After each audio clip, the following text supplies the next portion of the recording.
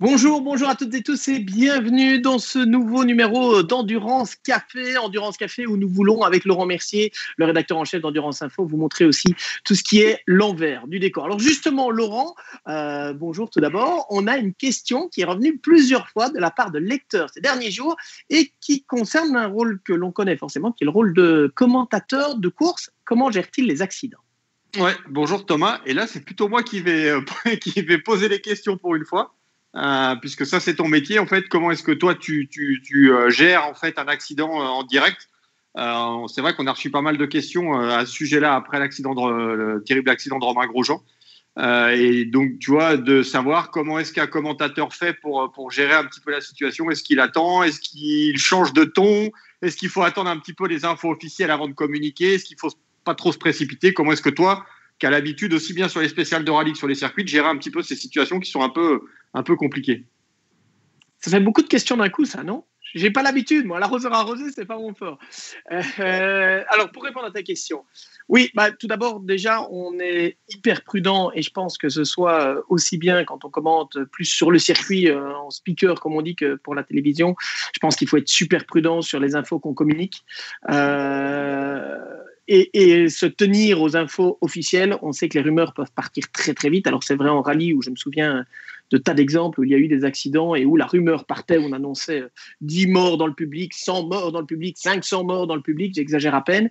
Et donc effectivement, on doit se tenir à des infos qui sont celles des officiels parce qu'ils sont tout simplement les mieux placés. Après, comme tout le monde, il arrive qu'on se retrouve dans une situation où on est au courant peut-être d'infos un peu plus tôt que d'autres. Je me souviens par exemple d'un décès lors du rallye du Condro il y a quelques années où un copilote, c'était le copilote de Steve Materne, avait été tué suite à un impact avec un poteau et où un peu parce que je me suis retrouvé à la direction de course à ce moment-là, en fait, j'ai appris le décès du copilote alors que la famille ne le savait pas encore et donc forcément, il était hors de question d'en parler à ce moment-là. Donc voilà, après, ça c'est au niveau purement info, quand on reste dans le professionnel, c'est ça. Et puis la deuxième partie, Laurent, j'aurais envie de dire que c'est la gestion des émotions. Ouais, la gestion des émotions où il faut évidemment, c'est forcément un peu plus compliqué si jamais tu es amené à commenter, parce qu'on connaît quand même pas mal de monde dans le paddock, et si tu es amené à commenter, en fait, si tu veux l'accident où tu n'as pas de ralenti, déjà je pense que si tu n'as pas de ralenti, c'est pas bon signe, et si en plus c'est quelqu'un avec qui tu as déjà noué une certaine amitié. Oui, il y a les deux trucs. C'est vrai que c'est devenu quelque part un code qui est non déclaré, mais qui est assez logique. C'est que s'il y a un accident en direct, du côté de la réalisation en tout cas, on ne va pas remontrer de manière répétée cet accident si le pilote est blessé ou si c'est encore plus grave. Et donc c'est vrai que quand on commente la course, tant qu'on n'a pas revu quelque part le ralenti de l'accident, il y a toujours un doute. Je pense dans le cas de Romain Grosjean, ça a été flagrant, où on a vu cette boule de feu en direct. Et puis en disant, on ne revoyait pas les images, on se dit, ça, c'est pas bon signe du tout. Et puis après, on a revu les images avec Romain qui était dans la voiture médicale, etc. Et alors là, on a pu commencer à les revoir. Donc c'est un peu une sorte de code tacite en l'occurrence, c'est que si on ne revoit pas les images, effectivement, c'est pas bon signe. Et puis par rapport aux pilotes, oui, il faut gérer l'émotion. Bon, déjà, on connaît quand même beaucoup de pilotes dans le paddock. Tu sais comme moi qu'il y en a certains avec qui le courant passe bien parce qu'on est des êtres humains et puis on s'entend en général relativement bien avec tout le monde, mais il y en a certains, effectivement, où le courant passe mieux.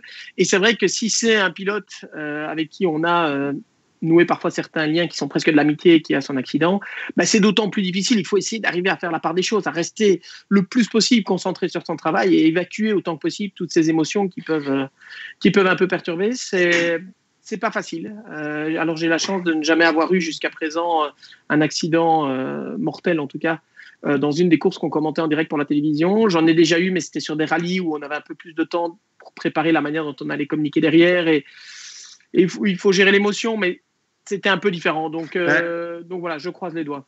Il y a aussi le décès tragique d'Antoine Hubert. On était ensemble au Nürburgring pour commenter, alors pas ces courses-là, mais pour commenter le GT World Challenge l'année passée. Donc nous, on était au Nürburgring quand l'accident a lieu, c'était à Spa. Où là, même si t'es pas confronté en fait aux commentaires, c'est forcément un peu compliqué quand même. Oui, ça avait été très très difficile parce qu'Antoine, en l'occurrence, est un des pilotes dont je parlais avec qui il y a assez rapidement des contacts. Moi, je l'avais connu quand j'ai travaillé pour la Fédération internationale de karting pendant 7 ans.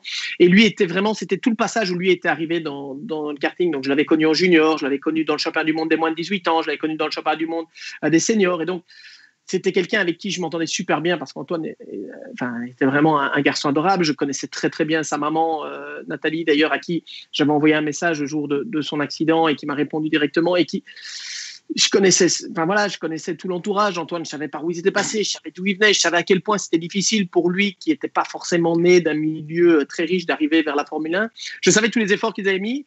Et puis, tu t'en souviens, l'accident, on venait de terminer la course en fait du GT World, la première course, sprint. Et puis, il y a eu cet accident, on était en salle de presse où la rumeur est partie très vite. Et puis, on a vu les images, ce qui était assez dur. Et en même temps, le fait de voir les images, ça permet de comprendre.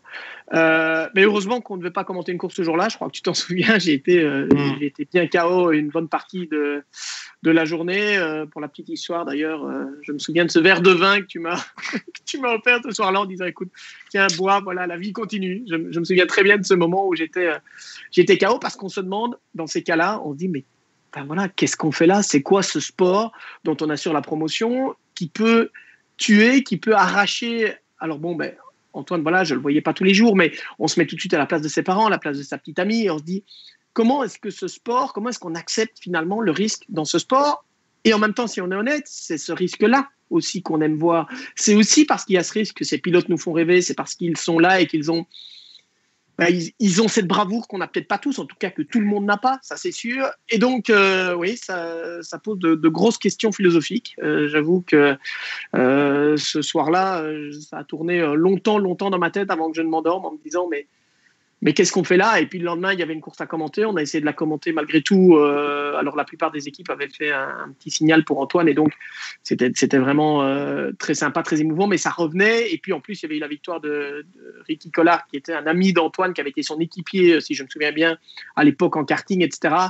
Et donc, ouais, ça avait été un week-end chargé en émotions. Je n'ose pas imaginer la même chose sur une course où je commenterais vraiment en direct.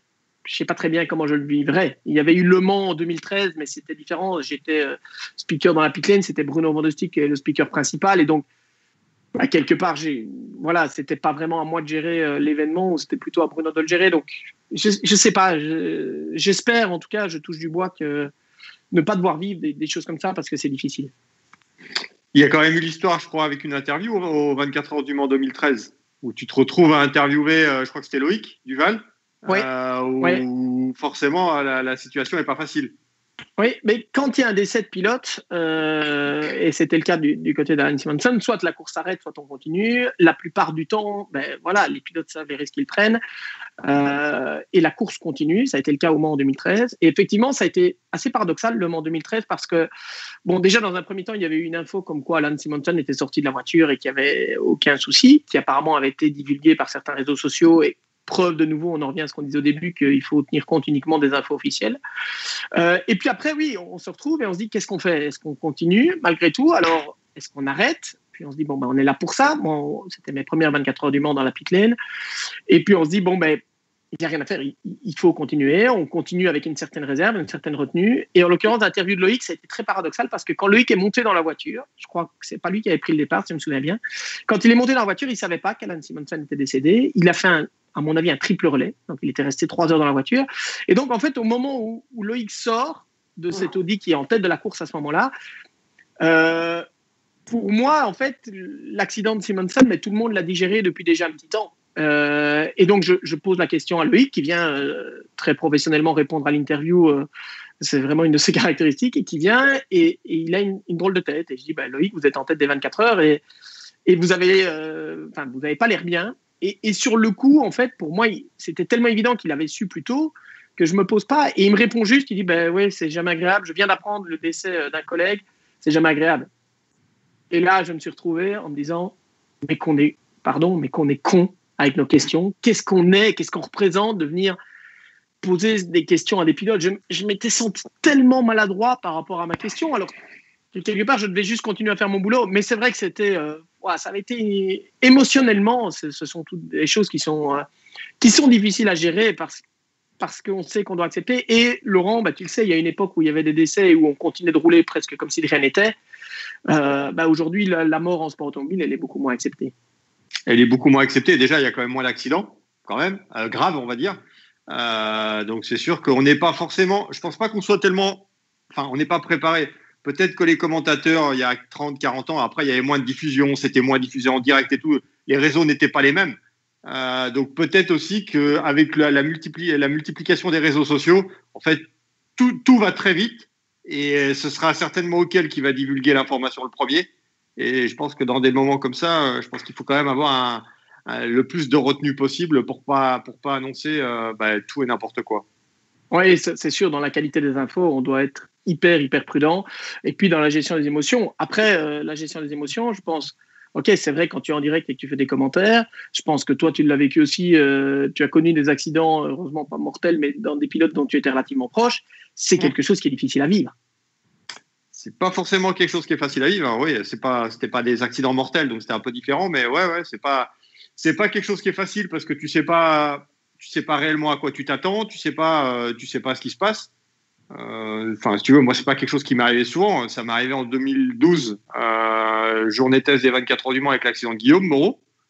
Si tu veux, où là par contre c'est un peu différent, parce qu'il n'y a pas de caméra, il n'y a rien, puisqu'on était en journée test et donc il n'y a pas d'image en fait. Il n'y a pas d'image télé. Tu sais juste qu'il y a un accident, qu'il est sorti, qu'il est évacué. Et je m'en souviendrai toujours parce que je descends les escaliers de la salle de presse pour aller dans le paddock, pour aller voir. Et en descendant les escaliers, je tombe sur Sébastien Philippe, qui était le team principal de Hawk Racing pour l'équipe pour laquelle roulait Guillaume, et qui avait sur lui en fait la combinaison de Guillaume qui était pliée, les bottines en fait, qui avait la combinaison et les bottines. Et là, tu dis putain, qu'est-ce que c'est que cette histoire? Et en fait, tu sais pas ce qu'il y a. Et donc tu lui demandes et tout, et déjà elle a une tête évidemment pas forcément joyeuse. Et en fait, tu sais juste qu'il est évacué, et t'en sais pas plus. Après, on te dit ouais, il peut rester paralysé ou il est paralysé. En fait, tu sais pas. Donc t'attends, il y a un peu un blackout, tu sais pas trop. Après, t'as des infos qui arrivent un peu au compte-gouttes. Enfin, ça c'est quelque chose que tu connais à mon avis mieux que moi, les infos qui arrivent au compte-gouttes. Donc t'essaies un peu de tirer les infos et tout. Donc moi, j'ai pas de commentaire à faire, donc c'est un peu différent, tu vois. C'est juste aussi par amitié où tu veux savoir un peu ce qui s'est passé. Et je me souviendrai toujours parce que ça c'était donc l'accident a eu lieu le dimanche et il n'y a pas trop d'infos qui sont apparues. On avait des infos plus par la famille, comme quoi Guillaume devait être opéré, il était évacué vers le centre hospitalier d'Angers. Et le samedi, donc la veille du posage, je me retrouve moi à aller avec Olivier Plat, donc qui est aussi proche de Guillaume et de qui je suis proche aussi, et on se trouve à aller tous les deux à l'hôpital à Angers. Donc on a l'accord de la famille pour aller voir Guillaume. Et enfin, si tu veux, je pense que le trajet Le Mans-Angers qu'on a fait tous les deux, je pense qu'on aura entendu une mouche voler dans la voiture, en fait. Et je pense pire pour Olivier qui est pilote. Moi, je suis pas pilote, si tu veux, donc je pense que j'ai pas la même résonance, tu vois. Et donc on se pointe à l'hôpital. Et là aussi, grand moment, tu te pointes à l'hôpital, donc déjà tu sais pas trop comment tu vas le trouver. Tu sais pas, il venait d'être opéré juste avant une opération qui avait duré plusieurs heures et tout. Et on arrive, il était allongé dans sa chambre d'hôpital. Il y avait Ophélie, sa compagne, qui maintenant est devenue sa femme, qui était là et tout. Et donc on discute. Et en fait, dès que tu rentres, le mec a le sourire. Il sait toujours pas si ça va marcher. Évidemment, ce qu'il veut déjà dire. Ouais, mais et là, tu dis, attends, mais il n'est pas comme nous, il n'est pas comme moi, c'est pas possible. Il est allongé, il sait pas s'il va marcher. En fait, il a le sourire. Et la première chose qu'il te dit, il y a un fauteuil roulant qui est à côté. Et il dit, amenez-moi le fauteuil roulant et tout. Au début, tu dis non, mais c'est bon. Donc, on discute, machin et tout. Et avant de partir, il dit amenez-moi le fauteuil roulant et tout. Je vous raccompagne à l'ascenseur. Bon, ok.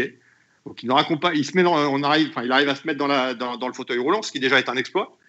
Et on sort de la chambre, on va vers l'ascenseur avec Olivier. Et là, t'as son voisin de chambre qui passe en fauteuil roulant aussi. Donc, il y a un petit grand-père et tout. Et il propose au grand-père de faire la course en fauteuil roulant dans le couloir. Déjà, je sais pas si tu vois le truc. Donc déjà, tu dis putain. Alors là, chapeau bas. Bon, donc on va à l'ascenseur, on laisse Guillaume, on rentre avec Olivier. Donc déjà avec Olivier, content quand même de l'avoir vu comme ça. Et moi, je suis retourné le voir un peu après au Mans. Il était en rééducation au centre qui s'appelle l'Arche, où là tu vois beaucoup d'accidentés de la route. Et ça, c'était donc fin juin. Et mi-juillet, il s'est déplacé pour aller dans le paddock du Mans Classique. Et là, tu dis, respect. Ah, ces mecs sont solides. Dernière question, peut-être, Laurent, parce que le but n'est pas d'être trop long dans ces envers du décor, mais finalement, est-ce que tu t'es déjà posé la question de savoir s'il y avait un accident vraiment grave ou un décès sur une course, peut-être même d'un pilote dont tu es proche? Est-ce que c'est quelque chose qui influencerait la suite de ta carrière, par exemple, ou est-ce que tu te dis, bon, ben, ça fait partie du jeu, on le sait tous, hein, ceci dit, et on doit continuer? Je pense que c'est... Enfin, je pense que c'est quelque chose. Ouais, je pense que c'est quelque chose qui me fera arrêter. En fait, il y a 3 choses qui me fera arrêter. D'une, si tu n'as plus la santé pour travailler. Bon, là, c'est un problème personnel. De 2, si tu n'as plus les moyens financiers pour subvenir à cette passion qui est aussi un métier. Et je pense que la 3e chose, c'est perdre quelqu'un de proche. Je pense que c'est quelque chose qui me ferait vraiment cogiter. Ça fait partie des choses qui me fera arrêter, qui me ferait faire autre chose. Et j'espère ne jamais, évidemment, vivre une telle situation. Mais ouais, ça fait partie de ces choses-là. Ouais. Ouais. J'avoue que je ne sais pas trop comment je le vivrai. J'espère que ça n'arrivera jamais. Je me dis que voilà, on sait les risques qu'on prend, hein, quelque part, et on sait surtout les risques que les pilotes prennent. C'est pour ça qu'ils nous font rêver d'ailleurs aussi. Et tu vois, tu dis aussi qu'on est là pour vivre ces émotions et tout. Après, je pense que chacun le vit différemment. Tu vois, est-ce que les gens veulent voir des courses de la sportivité sur la piste, des histoires humaines, des bagarres? Évidemment, tu as toujours des gens qui veulent aussi voir des sorties de piste.